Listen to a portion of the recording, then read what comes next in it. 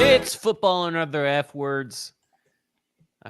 Man, I'm just exhausted, guys, because, I've just been thinking about Breeland Speaks and how much he could bring to this Tennessee Titans pass rush, just like everybody else has been. Oh, God. Because everybody, I tell you, I don't know if all fan bases do this, but there is no fan base in the NFL that loves to jump on the bandwagon so quick of a player who has not played NFL snaps since 2018.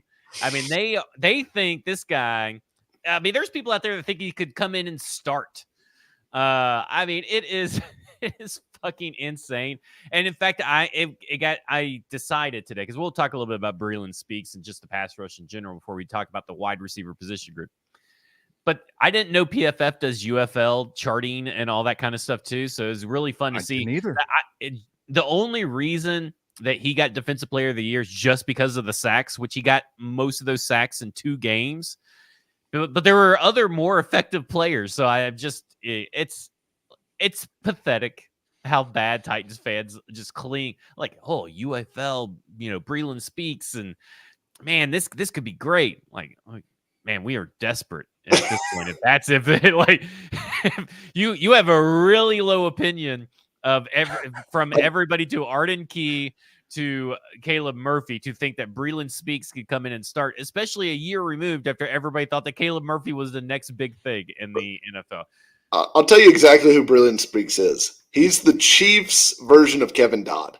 And this is like if the UFL existed when Kevin Dodd went AWOL for the Titans, and then he had like 9.5 sacks for the UFL, and then some team started talking themselves into him being a starter in the NFL. How hard would you laugh at those fans for thinking Kevin Dodd was going to be like the salvation? That's what you look like right now if you are talking up Breeland Speaks as some sort of like potential savior for the Titans pass rush. He played in the rotation in 2018, his rookie year. And then heading into 2019, he got put on the injured reserve. Then he got suspended by the NFL in 2019. So he didn't play a lick in 2019. Then he got waived in 2020. So 2 years after being a second-round pick. Kansas City tenure, he got cut. A second-round pick got cut after 2 years. And then he bounced around from practice squad to practice squad, playing no meaningful snaps until he made it into the UFL and has played for the Birmingham Stallions the last 3 years. But, I mean, like, people have to get a grip. I mean, I shouldn't be amazed. We've been doing this since 2018. I shouldn't be amazed at the depravity of the Titans fan base who just they just have no fucking like no shame. There's just no shame among the Titans fan base. Like Denzel. Remember, everybody wanted Denzel Mims for them to trade for Denzel Mims last year or to sign Denzel Mims. He just got cut today. He got cut again today. The people who wanted to trade for Chase Claypool, who thought that Golden Tate deserved a chance and was the next great thing. Just no fucking shame. And I should not be surprised. But the Breeland Speaks thing was just hilarious. And I've even got, and I know, Stoney, you got an opinion, but I do got to mention real quick, Bluegrass Beverages, Hendersonville, Tennessee, our sponsor, great sponsor, been in business for over 50 years.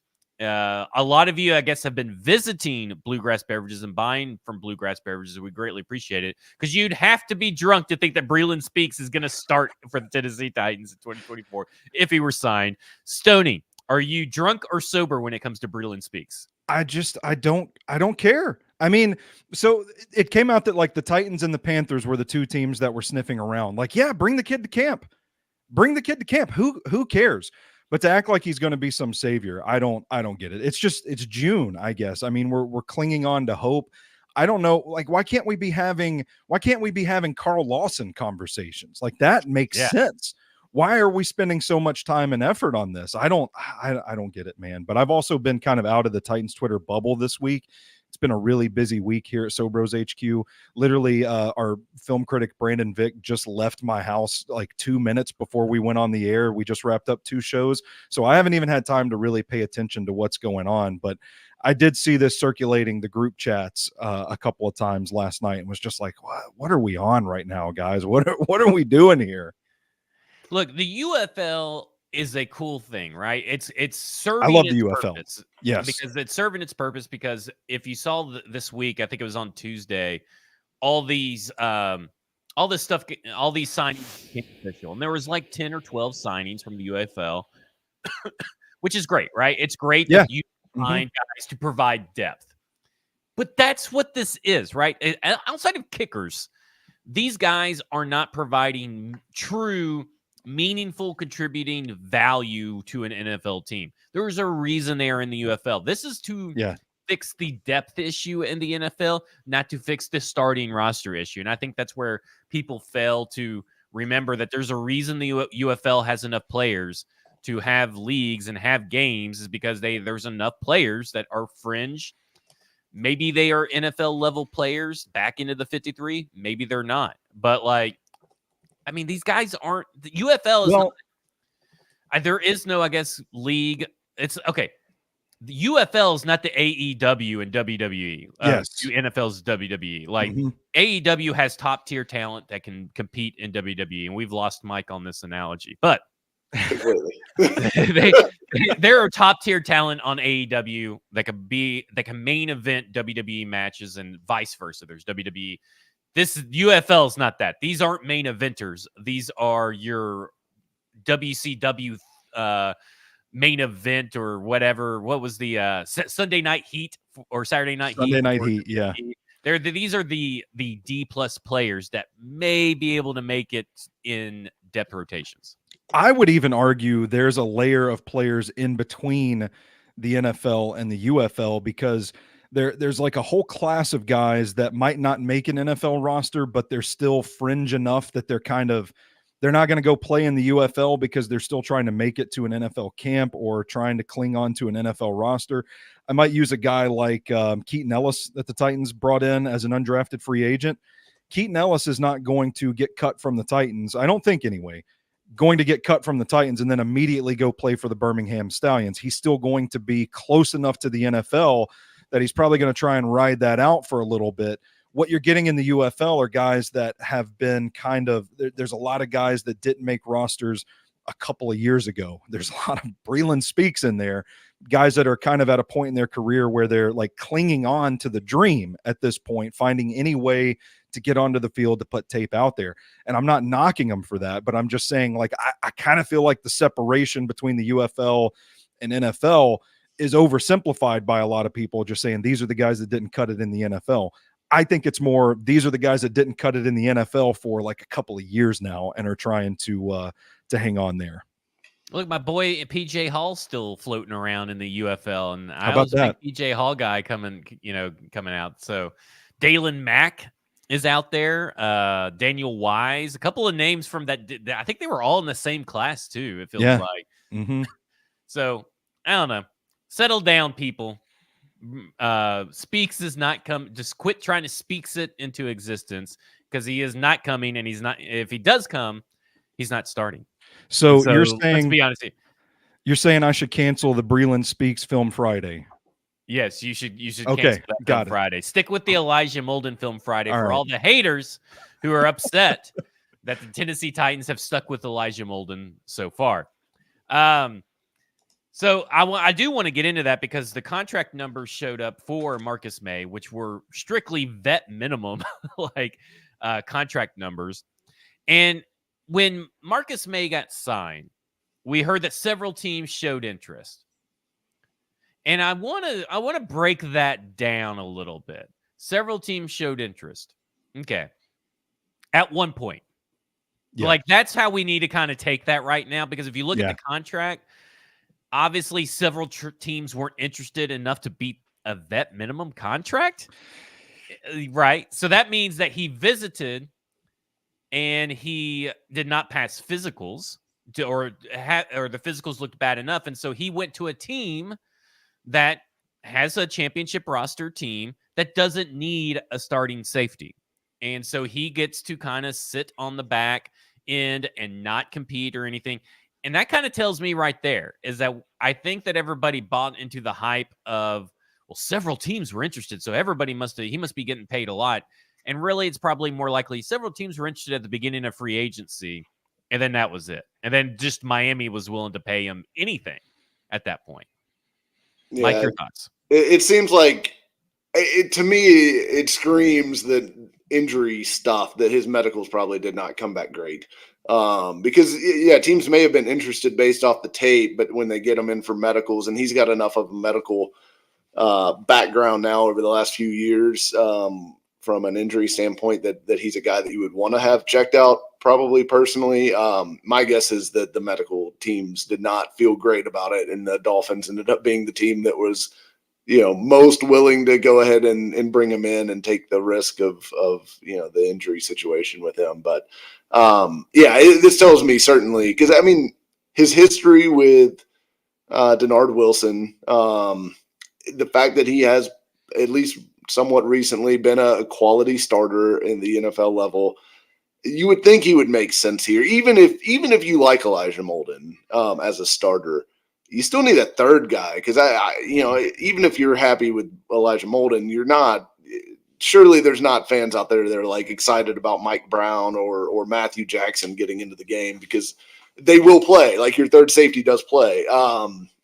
So you would need a third that's better than what they currently have as a third, I think, which is why I still think something happens at that position between now and training camp. But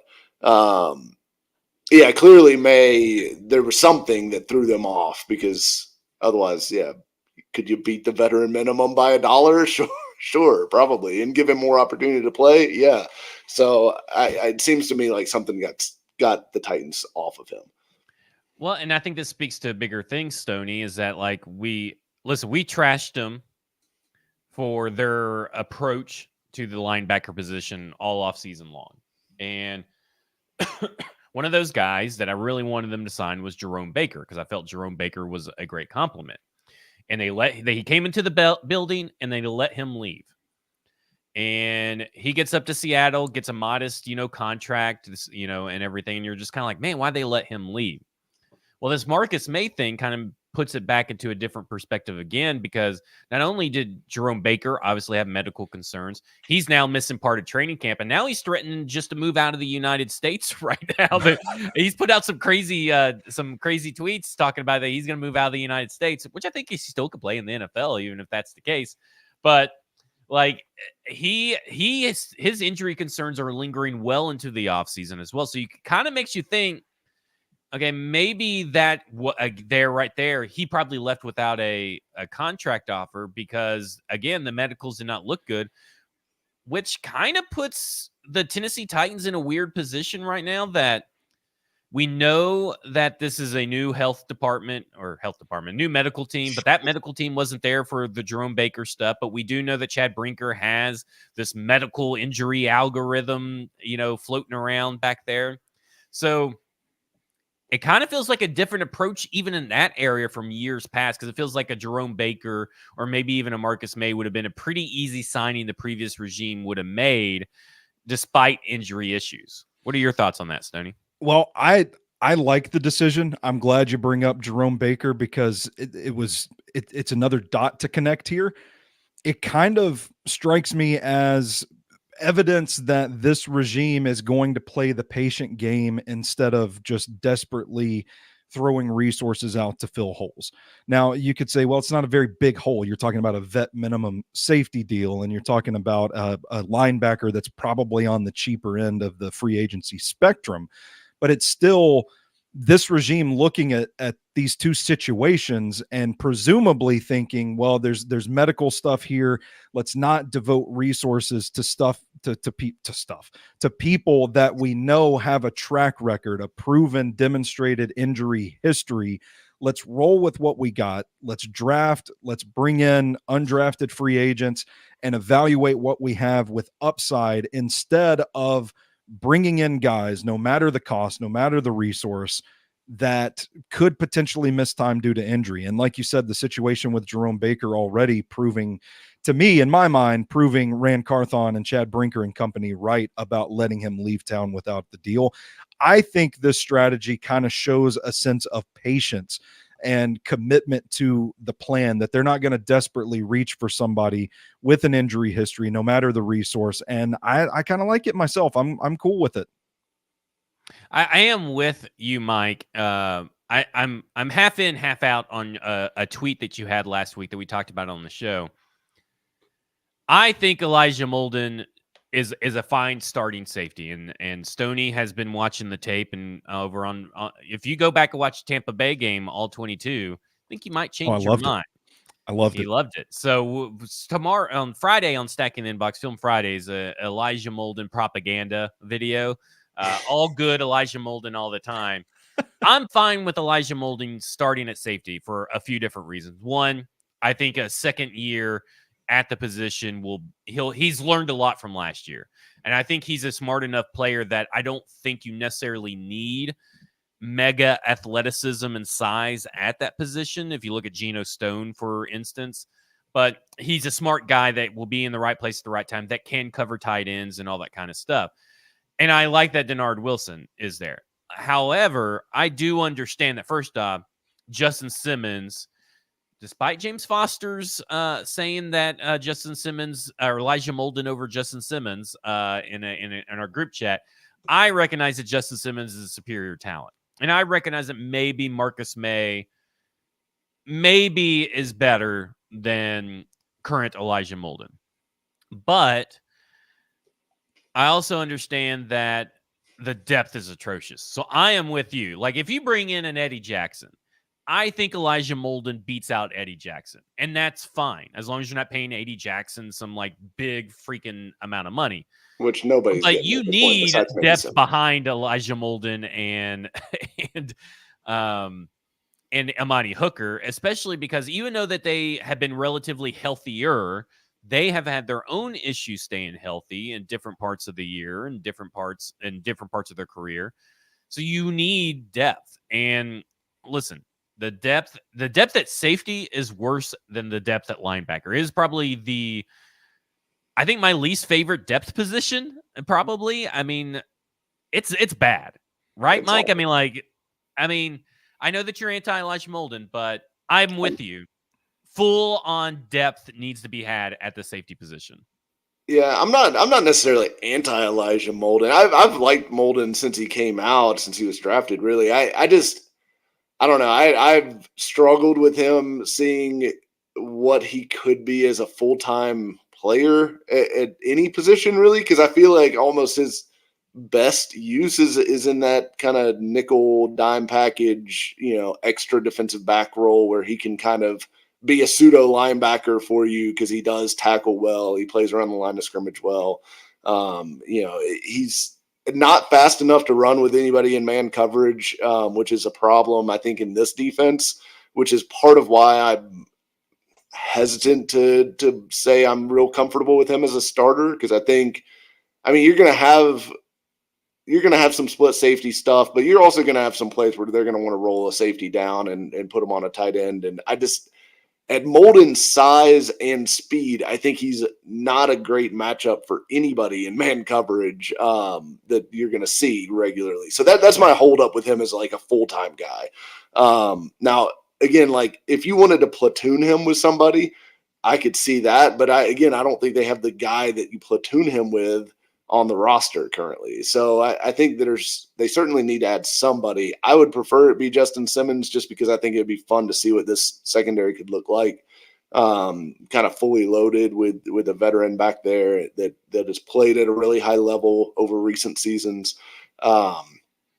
And just see, how good the secondary could really be with that group, and let Molden kind of be in that supplementary role that I think he's really good at, frankly. And I think he's a playmaker. I think he does a lot of stuff that I like. I just don't, the physical skill set is limiting at some point for certain schemes, right? So I don't know. That's kind of where I am with the whole Molden thing. It's not the end of the world if he's your starter, but could they do better? I think so.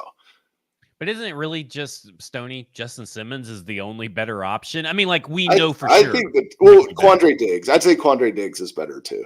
I was going to bring his name up as well. Diggs. I'm not a Quandre Diggs guy. Nah, it's because he went to Texas, and you've got Texas vendetta because you don't. No, because I don't think. I mean, you're talking about just worse Kevin Byard, in my opinion. Well, look, I don't know. I won't pretend to be up to date on the latest news on Micah Hyde, but I see he's out there, and I know he was good at some point. Is just the injuries completely derail his career too? Is that why he's still out there? Yeah. And he's sneaky old too. He's like 33 or 34. He's really getting up there. So I think it's a injuries plus age thing for him.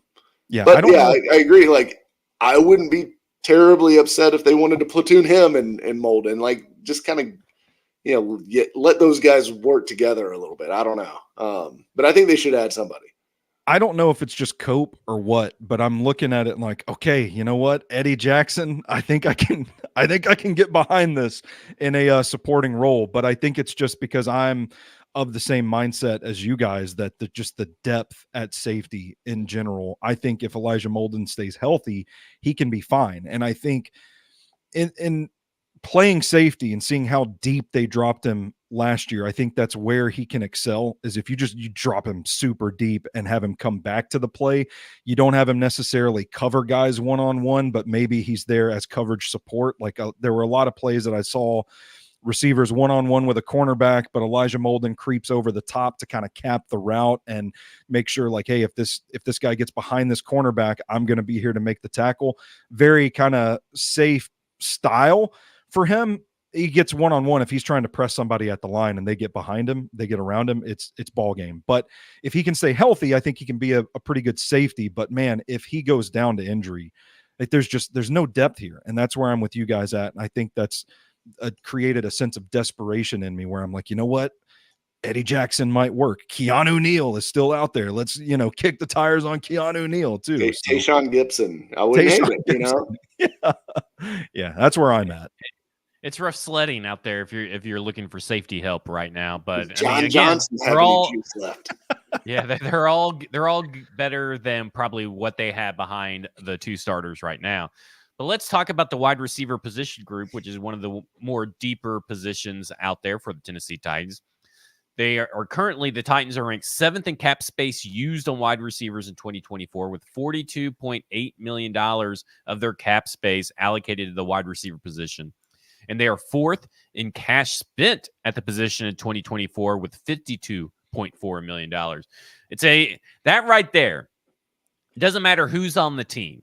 For me, like if you were a Tennessee Titans fan from 2022 and you were just instantly taken out of your timeline and plucked into Wednesday, June 19th, 2024, and all you know is that the Tennessee Titans are spending $42.9 million in cap space on the wide receiver position and $52.4 million in cash. You have changed this entire team's outlook at the wide receiver position, because you would get sticker shot. You would not know what to do, because this feels like, and I have not fact checked this, because A.J. Brown was on a rookie contract and there was no one really getting paid a lot behind A.J. Brown and Julio Jones. But this has got to be easily the most the Titans have spent on the wide receiver position. And that just is, I knew they spent a lot, but when I actually pulled up these numbers, I was like, wow, that right there lets you know this ain't your daddy's Tennessee Titans. Stoney, what were your first reactions when I just told you those numbers? Like, what was going on in your head? It's just, like it feels unprecedented for this organization that for so long we've been fans of, watching and begging for premier wide receiver play. Not just that, but like get guys that are serviceable in here. And even at times throughout this organization's history, it's felt like they can't even get the top guy right. Like and I don't mean to throw shade at Drew Bennett. I love Drew Bennett, but for years when we're like, yes, Drew Bennett's our guy, like it's conditioned Titans fans for so long to just be miserable at that position. You're just constantly in a state of begging for competent wide receiver play. And now we're at a spot in this franchise's history where they've got a receiving core that I think is probably the deepest it's ever been, at least on paper. Again, haven't played a down with these guys together under Brian Callahan in this offense. But I mean, looking at it on paper, it's not just that they've dedicated the money to it, but it's the name value they have. Like 2 years ago, imagine saying DeAndre Hopkins, Calvin Ridley, and Tyler Boyd are going to be the top 3 receivers for this Titans franchise coming up. It seems like a true changing of the guard type of moment for this organization. Yeah. What are your thoughts, Mike? I mean, just on the overall state of the wide receiver room for the Tennessee Titans and just how much different 2024 is compared to any other year the Tennessee Titans that you followed. It's very different. I would say it's closest to the year that they had AJ and Julio and who was the other one? Was it Humphreys that was still NWI. there? No, but there was somebody else who No, was I don't supposed to know. be the Did third. Hump But and Humphreys, Julio actually cross paths? I think they did. I think I that can't was the remember. last year that Humphreys was here. I'll have to look that up. But either Khalif way, I think Raymond. that's No, was it not? Julio was 2021.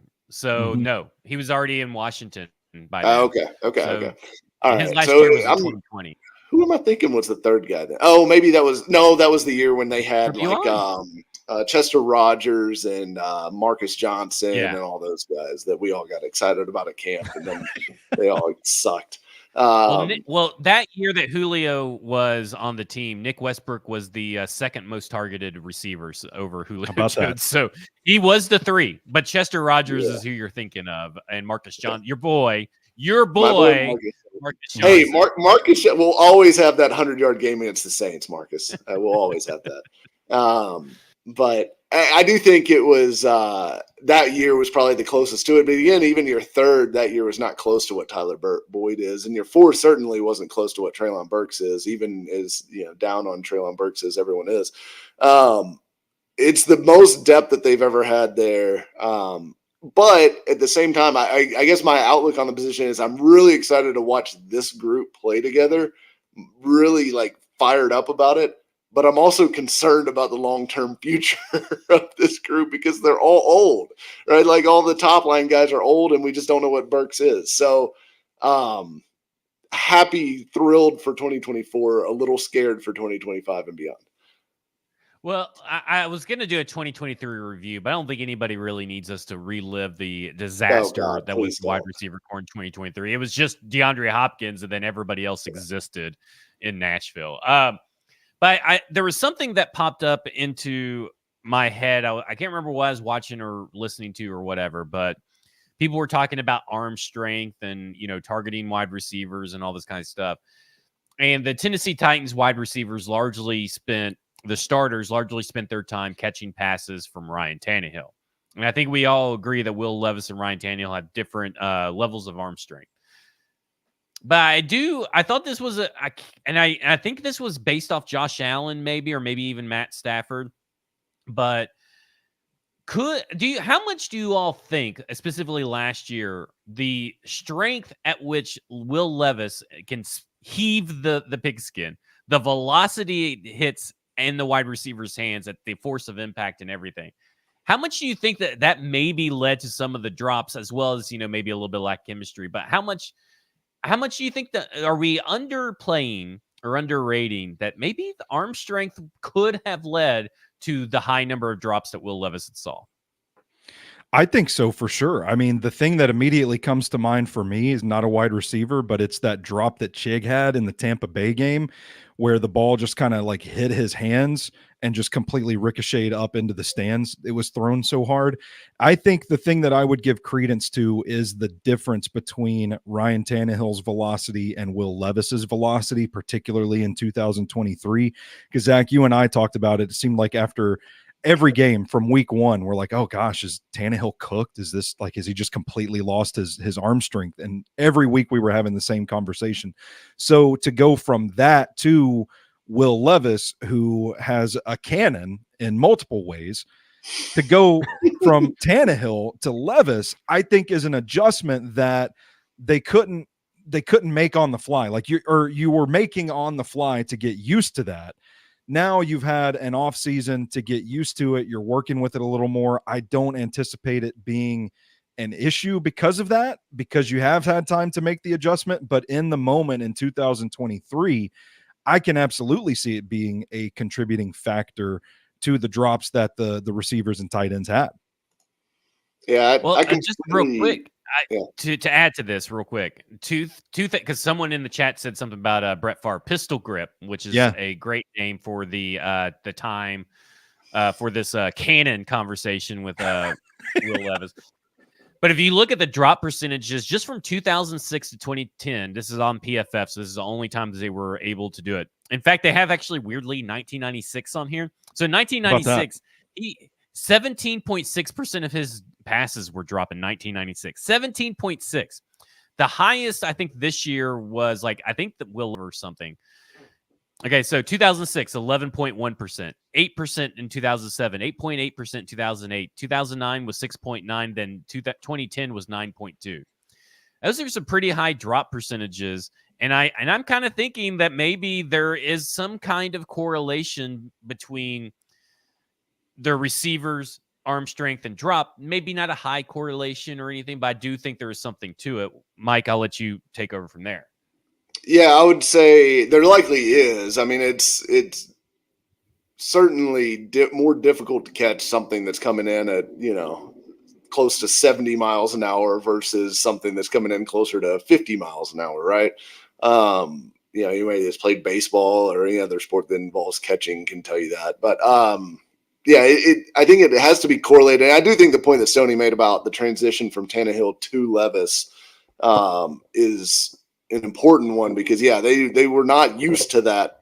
And the ball just gets on you faster, right? Like it's not even just that it's harder to catch. It's just that your timing and everything else that you're used to is all sped up and you've got to adjust to that. So I think working with him, getting used to it over the period, of the off season and being able to work and ramp up to it over the course of a training camp will make a big difference. Because a lot of those guys, even Hopkins and most of the other starters, frankly, for the Titans, were not working with Levis in camp. I mean, he was working with the threes a lot, sometimes with the twos and stuff like that. But yeah, not a lot of exposure to his arm strength during camp until they were just thrown into it during a game week. So I think that's a big part of it. And yeah, certainly would not surprise me if that's correlated between the two. Yeah, to me, it just kind of looking at it, I'm just like, you look at Josh Allen, he has pretty much above average drop rates as well. We know Trevor Lawrence suffered really bad last year or this past season, but other than that, he kind of hasn't for the most part. What I did think was interesting, though, if you started looking at who had the highest drop rates, it was Will Levis. Then it goes to like Aiden O'Connell, Ryan Tannehill, and Kirk Cousins. It was like Ooh. Will Levis, and then I was looking at point very well. That's Aiden O'Connell, Kirk Cousins, and Ryan Tannehill. But Kirk Cousins in 8 games. Okay, he started 8 games, suffered 20 drops last year, which is an insane amount of drops for just playing in 8 games. That's kind of a high amount right there for just one guy to have to suffer through. The Mike Clay of NFL, I think he's of ESPN, but it's Mike Clay NFL or whatever. He's a big fantasy guy. We've talked about him on the show before. Me and Mike have actually broken down. We did an over-under one year at Mike's house for an episode of just going through where he was possibly wrong or right in his projections. I don't know where we ever ended up on that. We do things like this. We do predictions on the show, and then we never really go back to see, well, how did our over-unders look? Because at that point, we probably have forgotten because of other stuff has happened. But he has the Tennessee Titans as the 8th best wide receiver core in the NFL, the trio. And that's Calvin Ridley, DeAndre Hopkins, and Tyler Boyd. And I think that's about right. Like, I think top 10, I think it's a great top 10. It's drastically different. He has Calvin Ridley with 1,009 yards and 7 touchdowns, DeAndre Hopkins with 1,027 yards and 5 touchdowns, and Tyler Boyd with 581 yards and 2 touchdowns. So just to talk about that for a second, I mean, are you guys, because it feels like the Tennessee Titans wide receiver core is kind of getting a little bit slept on for the most part, but do you guys think that they are the 8th best or roughly the 8th best wide receiver trio in the entire NFL? Stoney, I think they could be.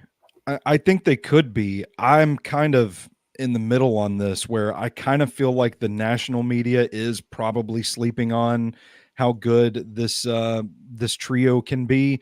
But at the same time, I also kind of feel like Titans fans are a little too optimistic about it as well. I think a lot of factors still have to go well for this team for them to really be effective on paper at the very least. I do think this is probably, you stack them up 1 through 3. I do think this is probably a top 10 unit on paper, but I'm not going to be, an injury could affect that. Obviously, I still listen. I've made fun of the Trevor Lawrence highlight reel with all the errant passes that are too high for Calvin Ridley that everybody says, oh, these are Calvin Ridley drops. I've made fun of Trevor Lawrence for that. But I mean, what if these are issues with Calvin Ridley and he's not what we think he's going to be? I think there is a timeline where the offensive line is not as improved as we think it's going to be. That's going to impact the passing game. And ultimately, looking at the production, I think it's possible that this team could be, or this unit could be, a little underwhelming. But at the same time, as we talked about earlier, it's also the deepest this group has ever been. And I think if executed to 100% of the vision and the potential, I think this could be as high as maybe a top 5 unit in the NFL. Mike, what are your thoughts on this overall unit? I'd agree. I mean, for example, just looking at his ranking list here, I would still probably have like the Vikings and the Rams over the Titans groups. And I know, like, if you just look at the third guy, probably not as good as Tyler Boyd, but the first two, are probably better than what the Titans got in those cases. So Nakua is the best wide receiver in the league. So, well, yeah. Sure, of course.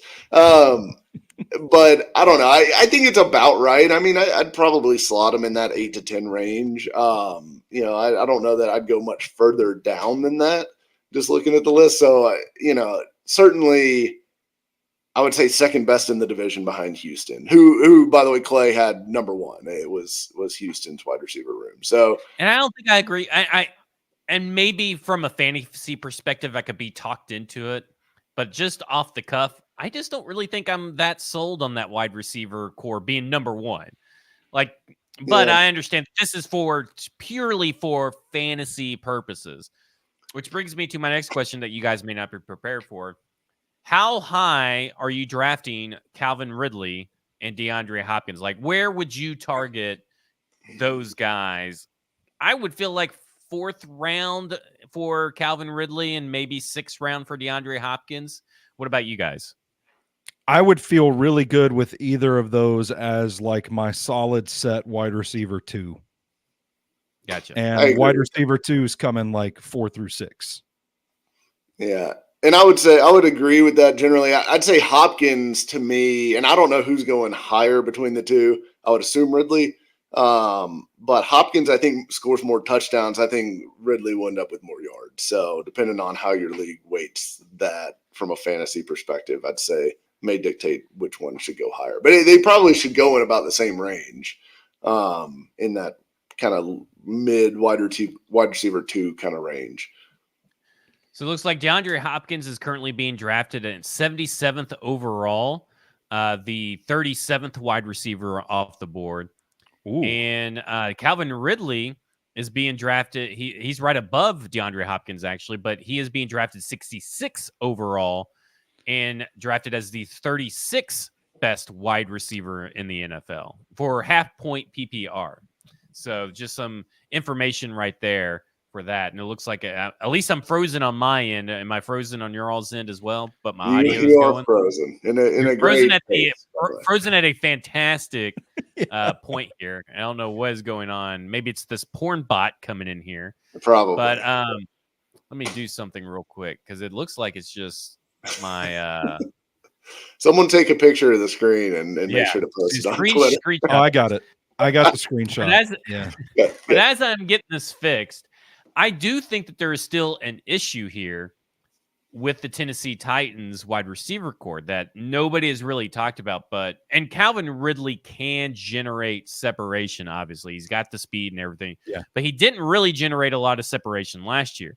Tyler Boyd, DeAndre Hopkins did not generate a lot of separation last year as well. I think Tyler Boyd, out of 3 wide receivers, had the most or the highest average separation per target, according to Next Gen Stats, which is still that's not a good thing.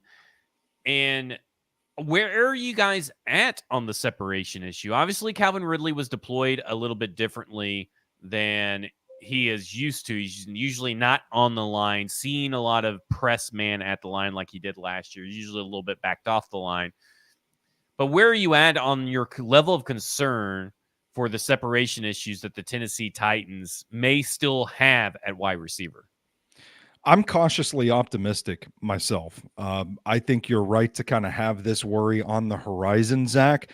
I think my counter to it would be the scheme that Brian Callahan is attempting to implement. And from what we're hearing at the mini camps and OTAs and all that, guys are getting open because of the scheme.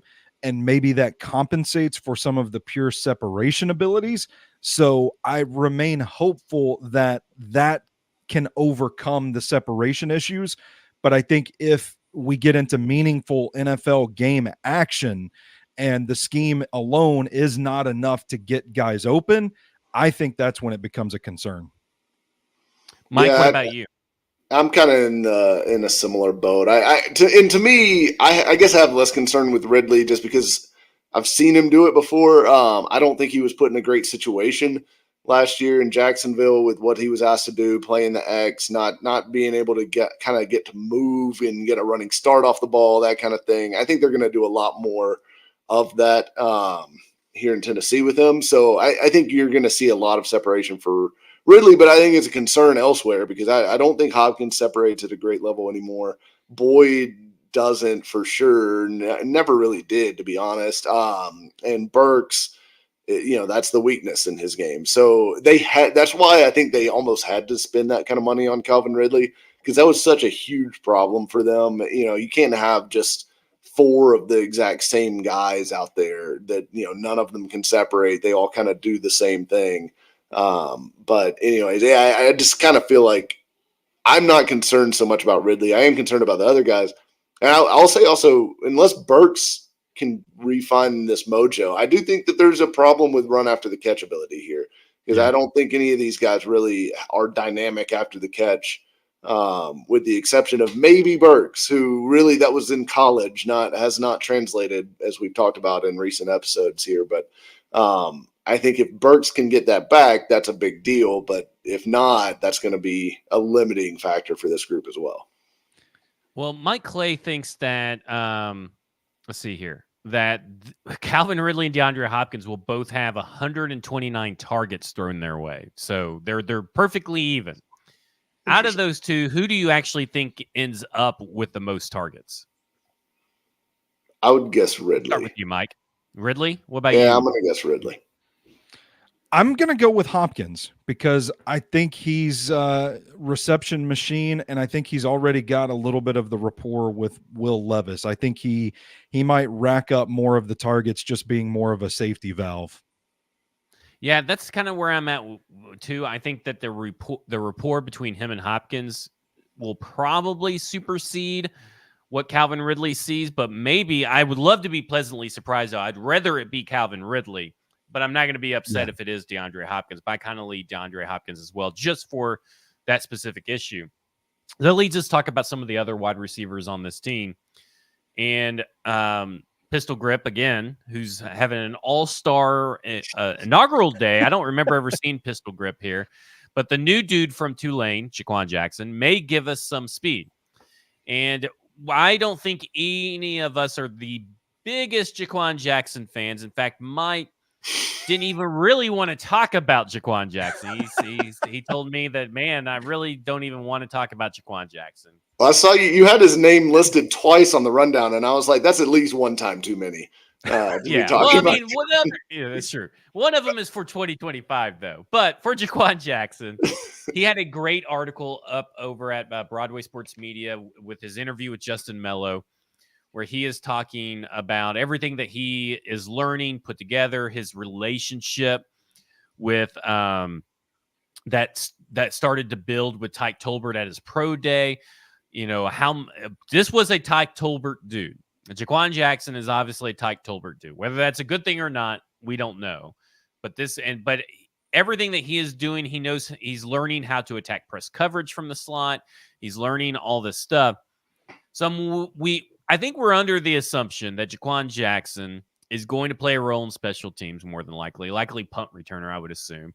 And that Jaquan Jackson will probably be the backup to Tyler Boyd, the main backup to that slot only position. If that's what they choose to, if they choose to keep it very segregated, we're like, we want a slot guy there for these plays, like a guy that knows how to play the slot. That will likely be Jaquan Jackson, I would assume. Still early. We still haven't seen, the pads come on and all that kind of stuff. But I'm going to start with Mike since he doesn't want to talk about Jaquan Jackson. I'm going to make him talk about Jaquan Jackson first. A lot of Tennessee Titans fans, Mike, and we talked about this at the top of the show, how they have no shame. This isn't a jab at you, Pistol Grips. I don't want you to scare you off or anything. But a lot of people think that Jaquan Jackson is the next big thing, and they're horny for Jaquan. Like for JQ, they are horny for JQ magazine over there. So I ask you, Mike, what should be the actual expectations for Jaquan Jackson? Is he going to be just a role player? Is he going to make some Khalif Raymond type plays where maybe you see some glimpses? Like, what do you think is a realistic view of what Jaquan Jackson can do for this team as a wide receiver? We're excluding special teams from this. My real answer is that it's a disappointment if he sees the field in 2024 on offense. I think he's a special teams guy this year. The most ideal outcome for him would be that he's like Khalif Raymond-ish. I think it would be like an ideal, like they hit a home run on their evaluation of him kind of situation. I think I just don't expect him to see the field much. I don't think he's going to be a big part of the offense. They didn't go sign Tyler Boyd to give snaps to Jaquan Jackson. I mean, they're going to play Tyler Boyd almost every snap in the slot. And then, maybe he needs a breather, 5 or 6 snaps a game. They throw Jaquan Jackson in there probably for some run plays. I don't know. Like, I just don't think it's going to be a big end rounds that he fumbles like Traylon Burks and Malik Willis and Jig. Right. Yeah. Some turnover plays. I just don't think he's going to be any significant part of the offense. I'd be shocked if he outsnapped Nick Westbrook-Akine, frankly, on offense. Well, you think NWI is going to be like wide receiver 2 or something. So you got high hopes. Wide receiver 5. Yeah, you love you some NWI. Stoney, is Mike being too harsh on Jaquan Jackson, or is he probably 100% right?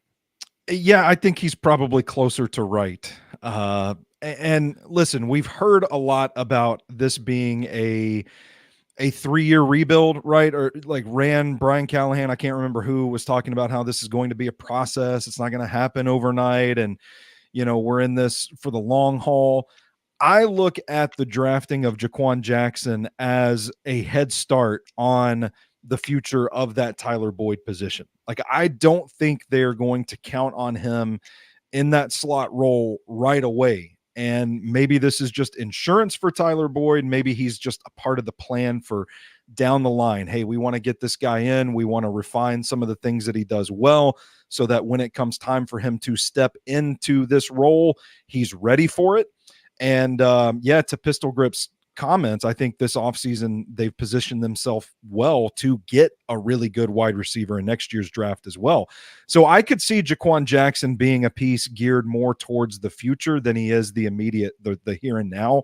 I like his ability as a route runner. I think he's a really crafty, jukey guy. My question was with the outright speed. I don't remember what exactly he ran at the combine, but it surprised me a little bit. It's 4.42. Yeah, because same issue as Luke McCaffrey. Like you watch the tape, and I don't know if it's just the quarterback play at that level of competition, but there's a lot of slowing down, hitting the brakes to come back to the ball kind of deal that maybe it makes these guys look slower than they really are. I'm just spitballing here, but I can't also sit here and say I really love the addition of Tyke Tolbert as the wide receivers coach and then not trust him that this is a guy that he likes with conviction. I'm kind of in line with Mike. I think it's probably a bad situation if Jaquan Jackson is seeing a lot of meaningful snaps in 2024. I can have my hope for the future, but be a little more realistic about today. And that's where I say, punt returner, occasional gadgety guy, the Khalif Raymond role, that all works for me. I've got no problem with that. But I think, we do need to kind of pump the brakes on the expectations a little bit. Well, speaking of expectations, Treylon Burks has pretty much zero expectations coming into the 2024 season.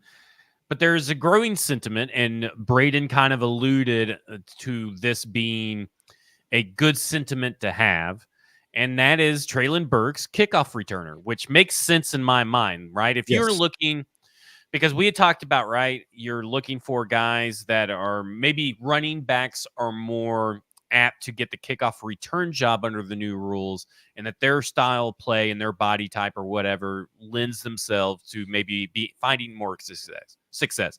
We have no clue because we don't know. I don't think anybody knows what this kickoff return rule is going to be till like week 8. The NFL will finally agree on how to properly utilize this new rule to their advantage. But I look at Treylon Burks, who has the body type of a guy that we know has gotten yards after catch. We know that he does well in end arounds. He has speed. He kind of gets up to speed, kind of like Derrick Henry. It takes him a while to get up to top speed, but he's got that kind of chunk build. He's a chunky boy. And I think that Treylon Burks as a kickoff returner is what you should start with. I would rather, you're going to have 2 guys back there probably, and I would like one of those guys to be Treylon Burks, and I would hope that he would be the one designated to find the ball for more often than not. Mike, what are your thoughts on maybe it won't ever redeem him as a first-round pick unless he becomes Devin Hester, but what do you think as of Treylon Burks as being what should be the top option at kickoff returner, but he still has to earn it?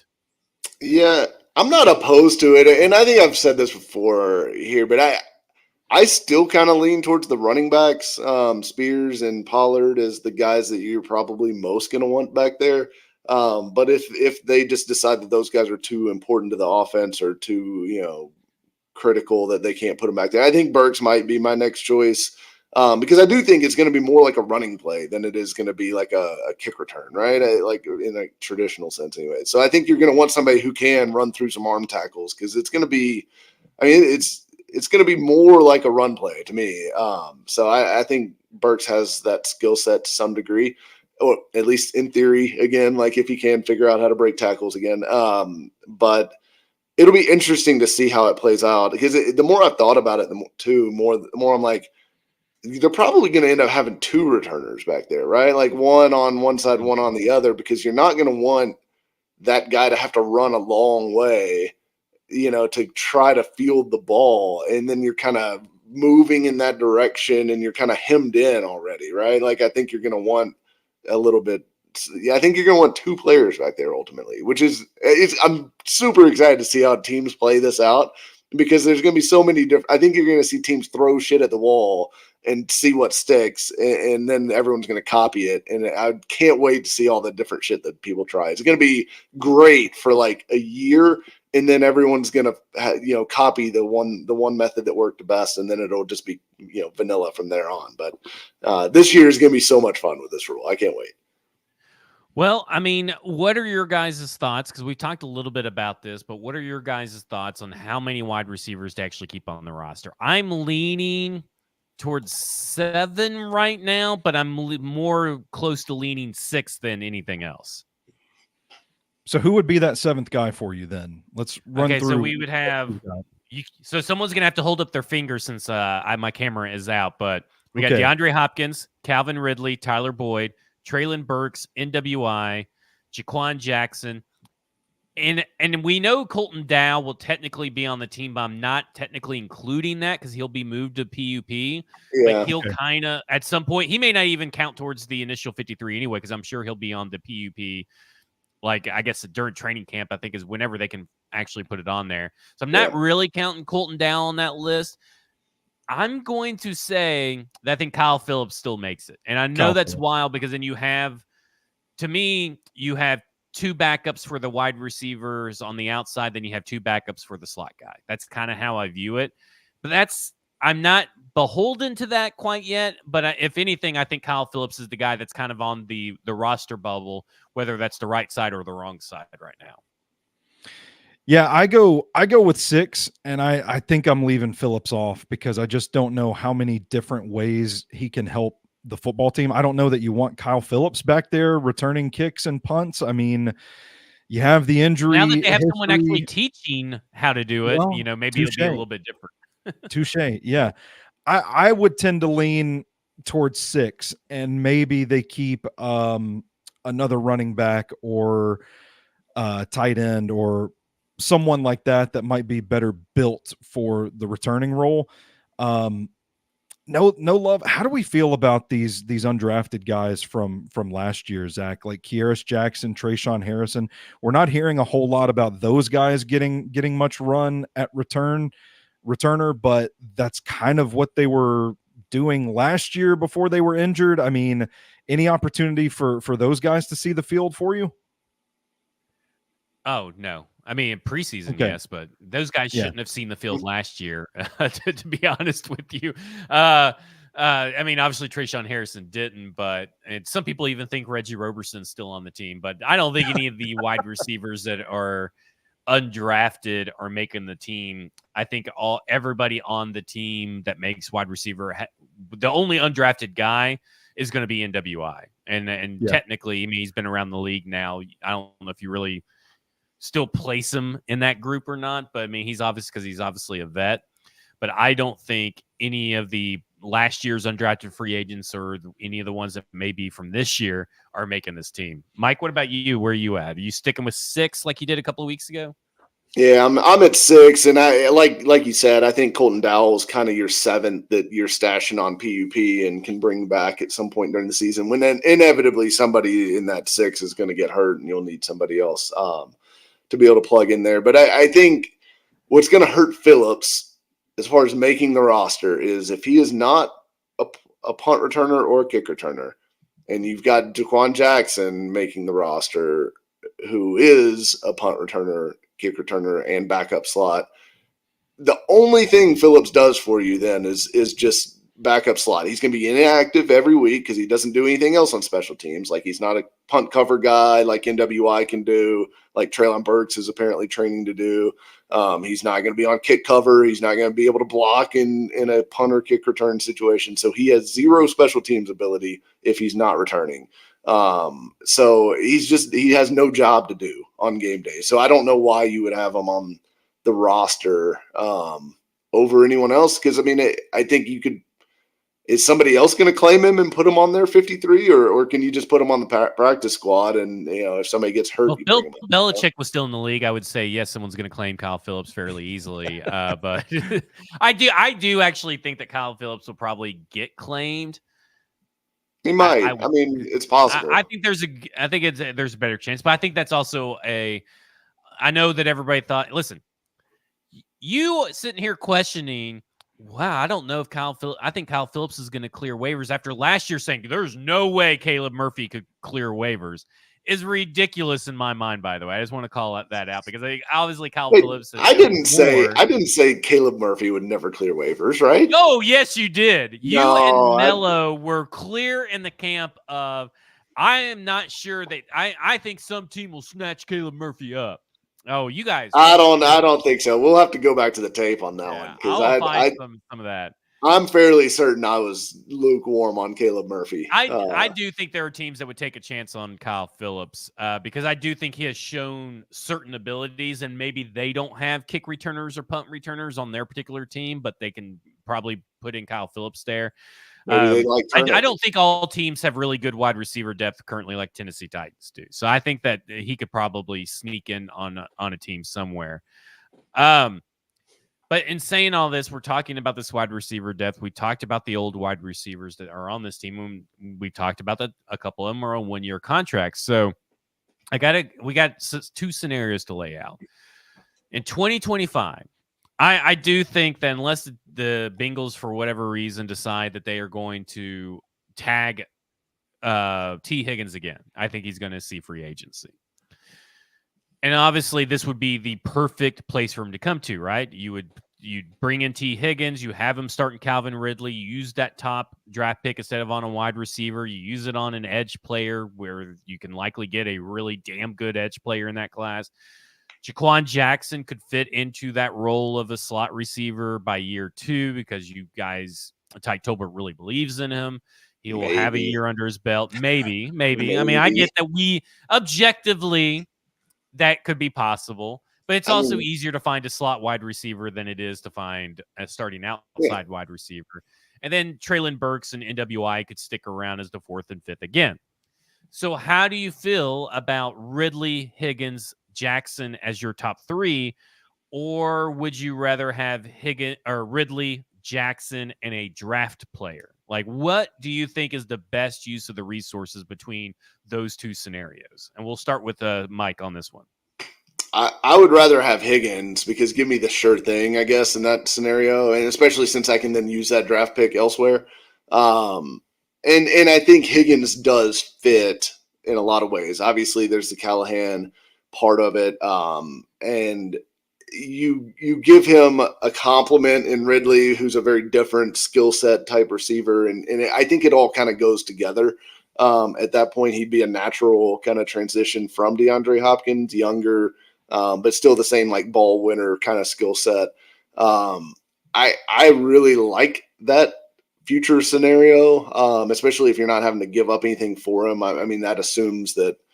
I would guess that this is the case, that the Bengals won't tag him again or cannot tag him again next offseason, and he's a true free agent. As long as you're not trading for him, I'm certainly more than happy with that scenario. I would be very concerned about a scenario where you had Ridley, Jackson, and a draft pick as your only option. That to me scares the crap out of me because while I think this is going to be another pretty good wide receiver class, I don't think it's going to be quite as good as this last one.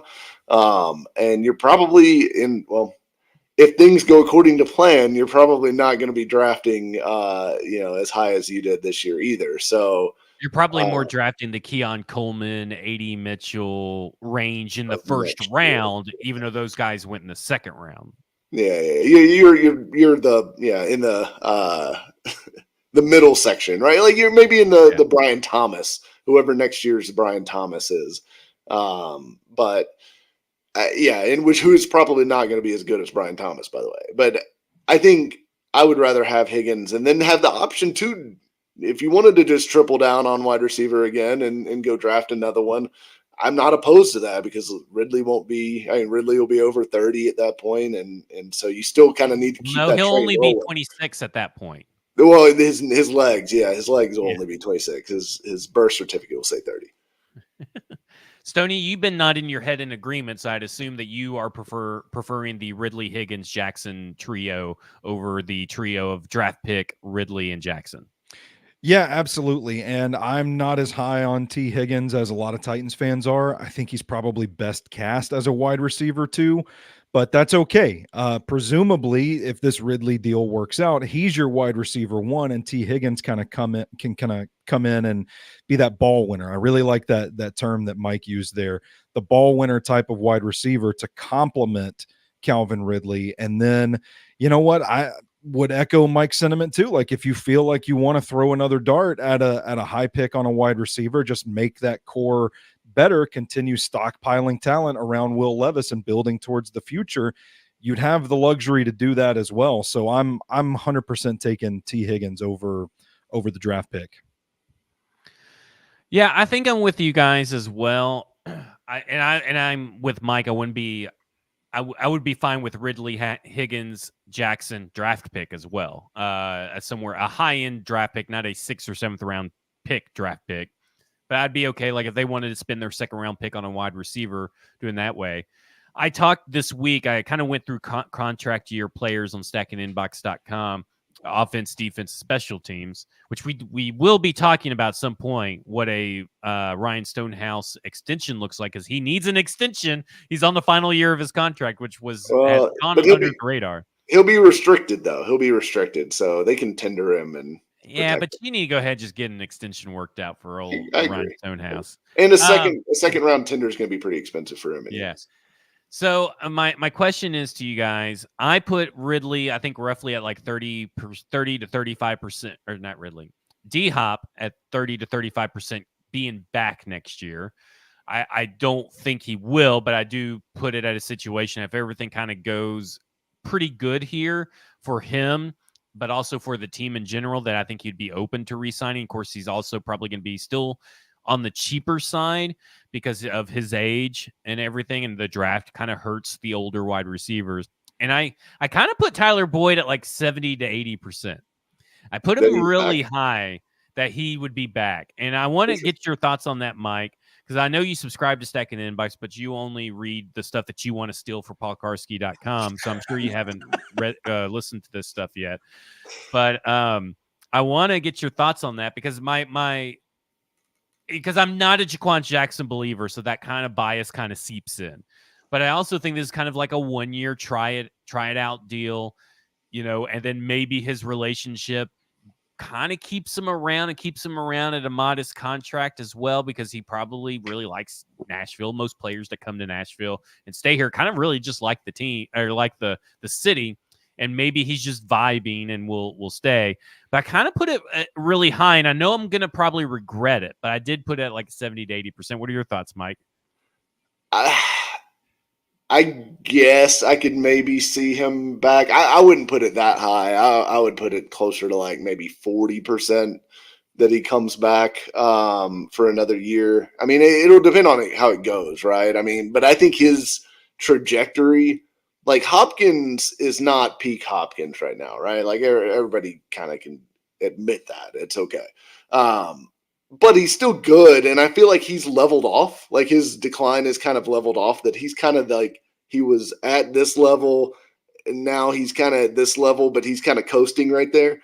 Whereas I think Boyd is kind of like, it's been going down, and it's continuing to go down pretty consistently year by year. So if he continues on his current trajectory, I wouldn't want him back if I'm the Titans. So he might be good enough this year to give him I think he's good enough to give them an upgrade over what they were going to have in the slot. But whether that's like, okay, he's really productive and great, I don't know that that's going to be the case. I think it's more likely that they don't want him back next year than it is that they don't want Hopkins back, right? So if I was handicapping the two, I'd say Hopkins more likely to be back than Boyd. Where do you land on it, Stoney? Yeah, I kind of like the idea of, I think I'd pick Hopkins over Boyd as more likely, but I think the same thing about loving Nashville can be said for Hopkins, who seems to be having a pretty damn good time in the city right now. The big differentiator between the two, obviously, the price tag, because as Mike said, Hopkins is still playing at a pretty good level. The reason I think it is likely that Boyd could return as well, it's not exactly like he had a feverish market this offseason where people were clamoring for his services. He's already on, as you called it, Zach, a pretty modest contract. And I think he's only going to get cheaper.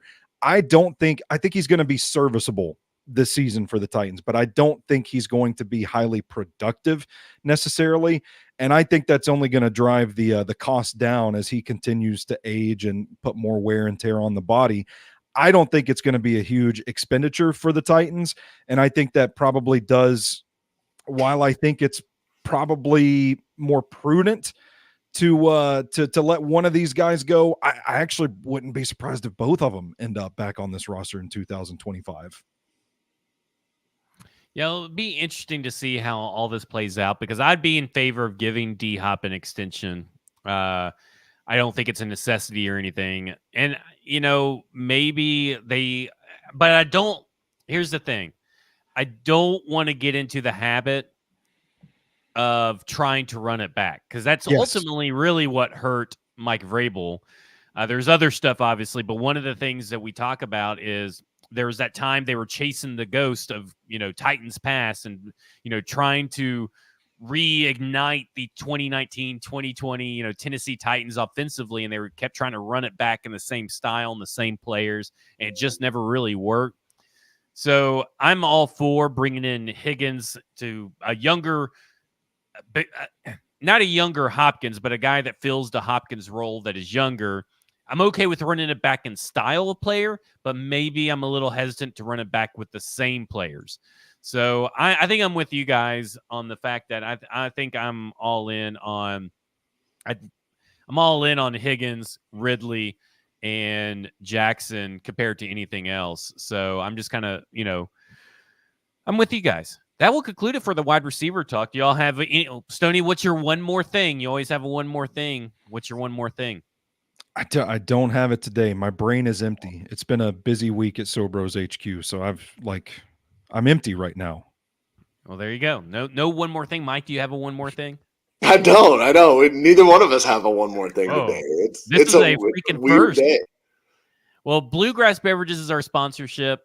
We appreciate them being sponsors. 50 years in service, and they have everything you can need: alcohol, snacks, good customer service, clean bathrooms, and a massive. They have 2 beer caves, so that's pretty big. Having one beer cave is nice and all, but they have 2 beer caves that you can go shop in. They have all kinds of different beers, all kinds of unique liquor, wine, does not matter. They have it all over at Bluegrass Beverages. Mike, what do you have coming up at paulkarski.com? I'm writing on the 2 paths for the Titans' future that will be decided this year. Oh wow! So you've already limited the Tennessee Titans to 2 paths. There's only 2 paths forward. I'll write There's about only both. 2 paths. There's no other paths. You're saying these paths are the highway. Like it's over for them. They just combust. There's only 2 routes. There's a fork in the road. Stoney, talk a little bit more. Give a little bit more preview of your Elijah Molden for stackingtheinbox.com.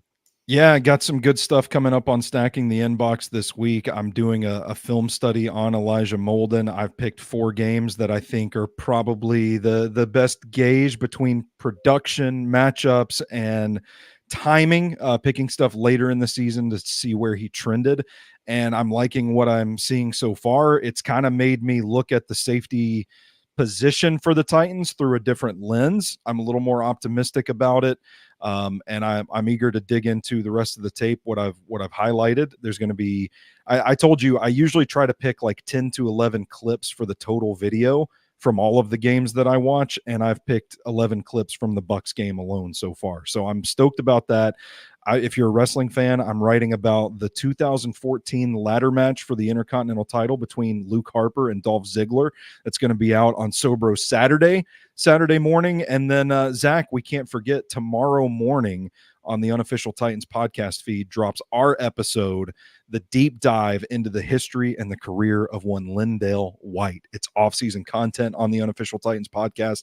The episode was awesome. You sat on a stream with me and watched me almost cry talking about Lindale White. I can't wait for the rest of the world to hear it. Well, it got into Men's Mental Awareness Month at the end of the podcast. We're talking about June is Men's Mental Awareness Month, and we talk about that and Lindale White's struggles and how kind of underrated of a player he was in college, and how the NFL sometimes life hits you fast. It's very interesting stuff. I will be on Lamestream Media this week on 440 Sports. I finally got asked to be on Lamestream Media, being a co-host on a football show with the guy who runs the guest list for Lamestream Media. Finally on Lamestream Media on Friday, but also on Friday I will be back in the 104.5 The Zone studios with Blaine Bishop from 1 to 3. So come join us on that. The chat was absolutely unhinged, but it's also electric. It was an electric factory. Blaine did not know what to do with the chat. That's awesome. Because it was just insane. But he also doesn't know what to do with John Ojukwu hype, the hype train. So that will be, I'm going to try to put that out there a little bit more on Friday for him. Future Hall of Famer John Ojukwu coming at Blaine this Friday at 1 p.m. on 104.5 The Zone. For Mike, for Stoney, I'm Zach. This has been Football and Other F Words, and you have just been effed.